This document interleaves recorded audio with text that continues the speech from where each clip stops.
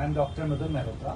I have done my MBBS from GSVR Medical College Kanpur, MD from King George Medical University Lucknow. तो आज हम आपको बताने जा रहे हैं जो JN1 नया स्ट्रेन आया है उससे हमें क्या सावधानी लेनी है और अपने को कैसे स्वस्थ रखना है। तो बहुत ही प्यार से समझाएंगे आपको मॉडल के थ्रू। ये ओरिजिनल कोरोना वायरस है, कोविड वायरस है। अब इसमें देखिए ये लंबी लंबी स्पाइक प्रोटीन्स हैं, ये इसके अस्त्र हैं जो हमारे नाक और गले में चिपकते हैं और नीचे जाके इन्फेक्शन कॉज करते हैं। इसकी भी एक प्रॉपर्टी होती है इस वायरस में कि हर 6 महीने पे ये अपना रूप बदल लेता है और एक नया स्ट्रेन पैदा करता है। इसको एंटीजेनिक शिफ्ट और ड्रिफ्ट कहते हैं। तो अब इसने अपना रूप बदल लिया है और एक नया रूप इसने धारण कर लिया है ऐसा।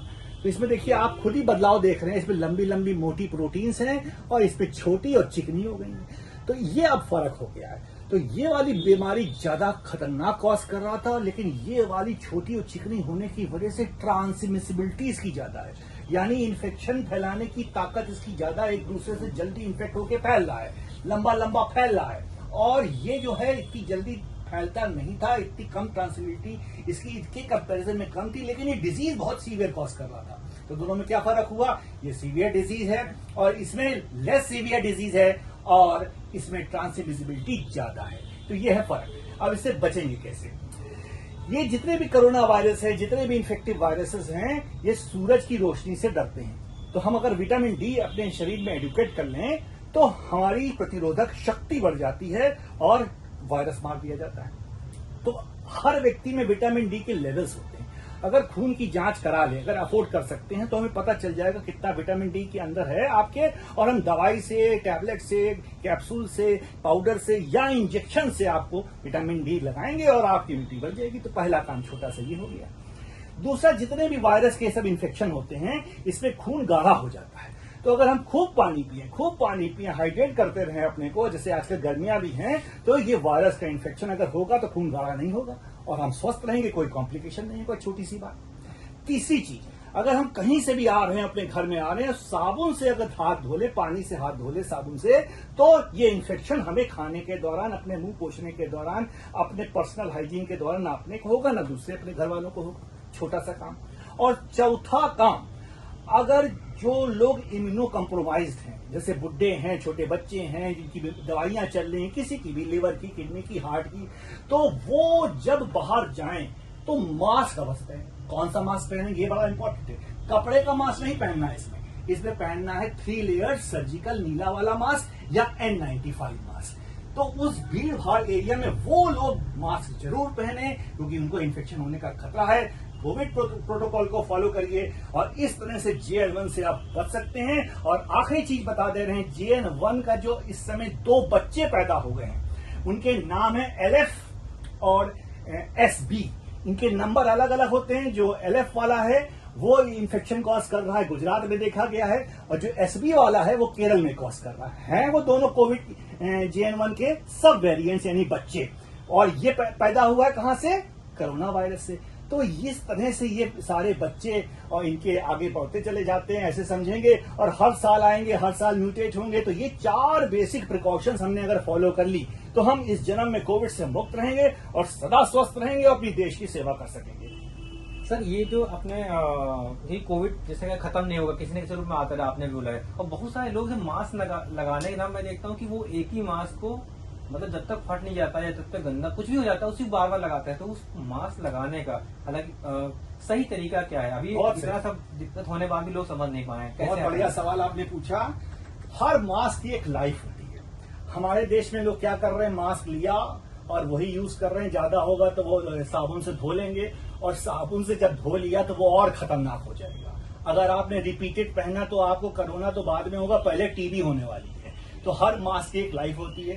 मोटा मोटा समझ लीजिए, एक डिस्पोजेबल मास्क केवल एक ही दिन चलेगा, उसको फेंकना ही होगा, अन्यथा आपको टीबी हो जाएगी। क्यों? क्योंकि टीबी के बैक्टीरिया जितने सराउंडिंग में एडहेयर करेंगे, वो हल्का सा मॉइस्चराइज होगा, हल्का सा गीला होगा, जो हाथ से नहीं पता चलेगा, अपनी सांस से वो कंडेंस हो जाता है, गीला हो जाता है, टीबी के बैक्टीरिया छपक जाएंगे और वो टीबी कर देगा आपको, अगर इम्यूनिटी आपकी वीक है तो एक मास्क केवल एक दिन। कपड़े का मास्क कतई नहीं। मास्क धुल नहीं सकता, नहीं तो उसमें साबुन के पार्टिकल्स फंस जाएंगे और वही आप सांस लेते रहेंगे तो आगे चल के कैंसर हो जाएगा। तो क्या करेंगे? एक मास्क एक दिन ही इस्तेमाल कर सकते हैं, बार बार नहीं कर सकते। अक्सर किसी को मान लीजिए कोई सिम्टम आ भी गए तो इसके जो नया जो वेरिएंट है इसके सिम्टम क्या है और हम कैसे उनसे प्रिकॉशन हमारा या मेडिसिन कुछ है तो क्या है? बहुत बढ़िया। देखिए, इसमें सिम्टम्स होते हैं खांसी, जुकाम, बुखार, सर दर्द, नजला। ये तो सब वायरसेस में होते हैं। ये रिस्पिरेटरी वायरस है, इस रिस्पिरेटरी सिम्टम्स होंगे। इसके अलावा 2 सिम्टम इस JN1 में ज्यादा देखे जा रहे हैं। 2 सिम्टम वो क्या है? दस्त होना और आंखों में लाली होना, जिसको कंजक्टिवाइटिस कह रहे हैं। अगर आपको आजकल दस्त हो रहे हैं तो ये ना समझ लीजिए गर्मी से लग गई, ठंडक लग गई ना, वो कोविड हो सकता है। तो उसमें RT-PCR अवश्य कराएं, अपने फैमिली डॉक्टर को बताएं और पॉजिटिव आते ही उसकी दवाइयां स्टार्ट होंगी, क्वारंटीन होंगे और आप ठीक हो जाएंगे। अब हर आदमी पूछता है कि हमें प्रिकॉशन दवाई बता दीजिए तो हम खाते पीते रहें और हम मस्त रहें, स्वस्थ रहें। तो एक हम बहुत बढ़िया रामबाण आपको बता रहे हैं।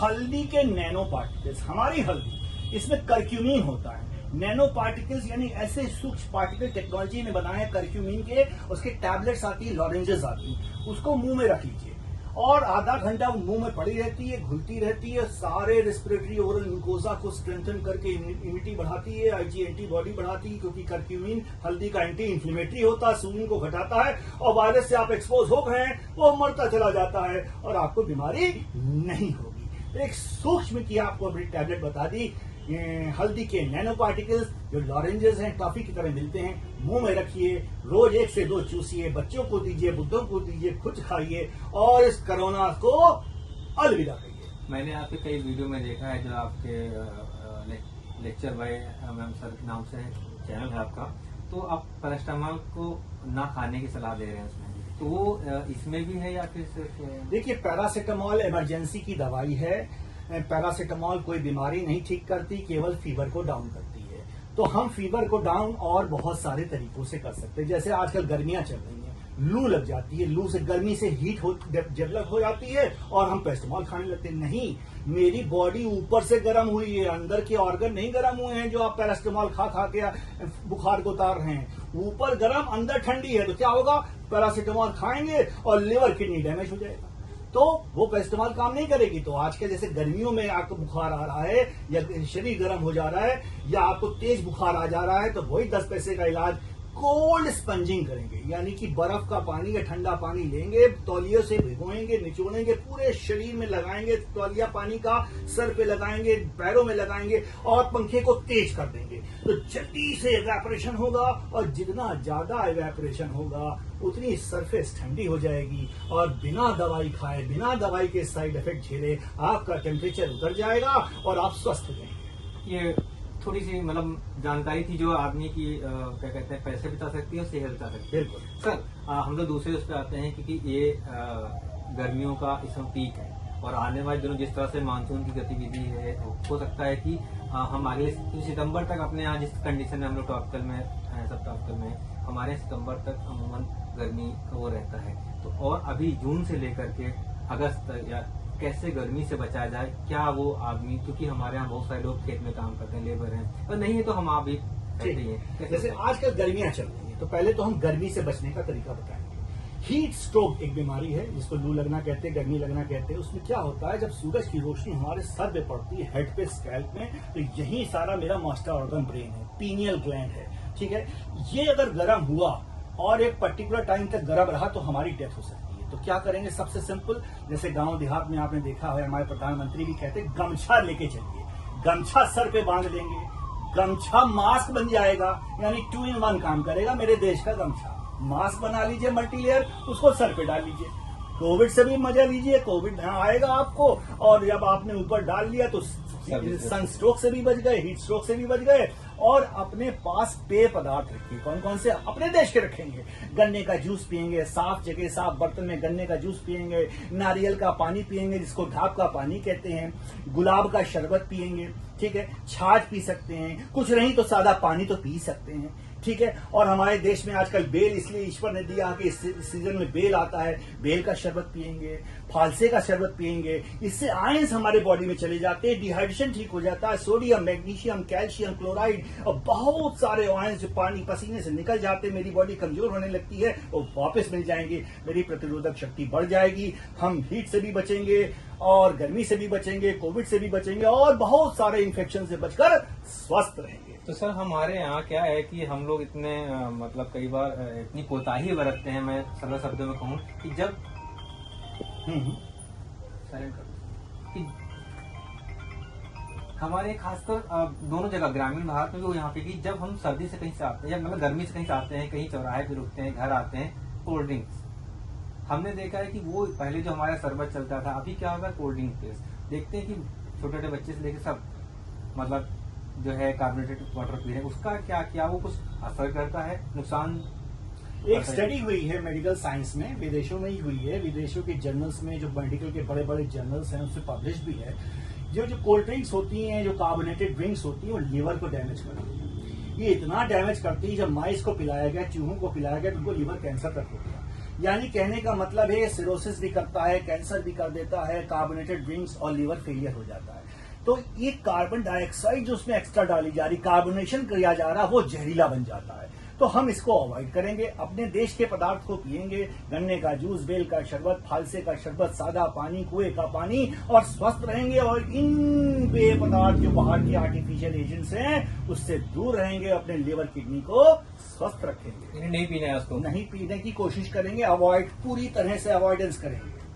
एक और हमने देखा कि जो कच्ची बर्फ होती है ना, जिससे चुस्की बनाते हैं, या फिर कई बार हमने देखा उसका असर क्या है। कई कुछ लोग कहते हैं कि बिल्कुल उसे नहीं लेना चाहिए, ये बड़ा अनहाइजीन तो अलग ही मामला हो गया, वो उसका क्या रोल है सर, वो मतलब है क्या चीज वो?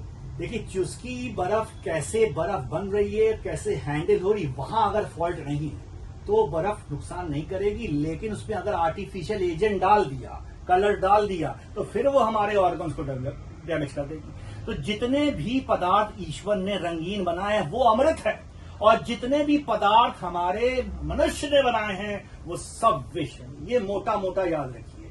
तो अगर खाने में रंग पड़ रहा है तो वो जहर है।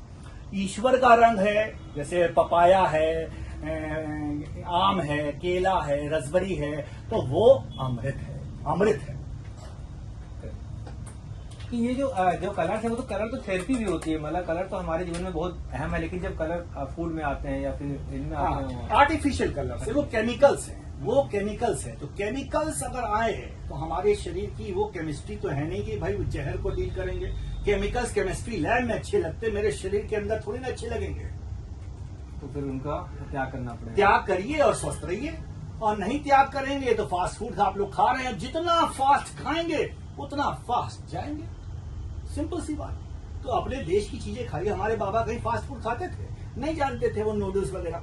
ठीक है, आप लोग नूडल्स खा के स्टेटस सिंबल समझ रहे हैं। कभी कभार फ्री का मिल गया तो खा लेंगे टेस्ट बदलने के लिए। लेकिन अपने देश का दाल, चावल, रोटी, सब्जी, फल, फूल, चटनी, हरी धनिया की चटनी, एंटीऑक्सीडेंट खाएंगे, फल खाएंगे, मीठा हो तो अपना गुड़ खाएंगे, या नारियल का गुड़ खाएंगे, जिसको खाने से डायबिटीज भी नहीं होती। डायबिटीज वाले मरीज भी खा सकते हैं गुड़। कौन सा? नारियल का गुड़। उसका ग्लाइसेमिक इंडेक्स बहुत कम होता है, जीआई बहुत कम होता है, वो नुकसान भी नहीं करता, ना डायबिटीज वालों के लिए ना नॉर्मल लोगों के लिए। यानी डायबिटीज होने की संभावना भी खत्म हो जाती है।